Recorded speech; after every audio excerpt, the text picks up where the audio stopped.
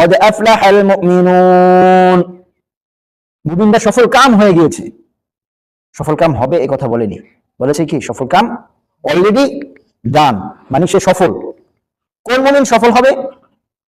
এক নম্বর হলো আল্লাযীনা হুম ফি সালাতিহিম খাশিউন, যে মুমিন নামাজ খুব সুন্দরভাবে বিনয়ের সহিত আদায় করবে, খুব সুন্দরভাবে উযু করবে, উযু করার পরে মসজিদে এসে ধীরে সুস্থে সুন্দরভাবে নামাজ, একেবারে নামাজের মধ্যে তার হৃদয়টা যেন থাকে এভাবে যে সুন্দরভাবে নামাজটা আদায় করবে।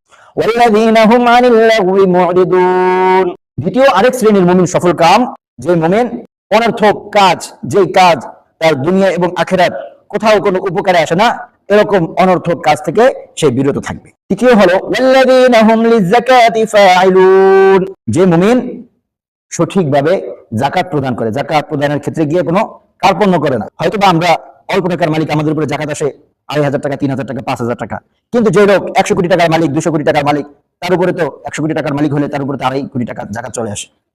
তখনই গিয়ে সে হেরফের করে, তখন সে ১,০০০ পিস যাকাতের কাপড় কিনে মানুষদের মধ্যে বিতরণ করে তার যাকাতের খেলা শেষ করে দেয়। সফল কাম মুমিন হলো যে যাকাত প্রদানের ক্ষেত্রে কোনো কার্পণ্য করে না। আরেক শ্রেণী হলো ওয়াল্লাযীনা হুম লিফুরুজিহিম হাফিজুন, আল্লাহ পাক রব্বুল আলামিন সফল কাম মুমিনের আরেকটি বৈশিষ্ট্য বলেছেন, সেটি হলো সে নিজের সেই লজ্জাস্থানের, তার নিজের লজ্জাস্থানের হেফাজত করবে। সে তার এই অঙ্গকে সে অপাত্রে কখনো ব্যয় করবে না।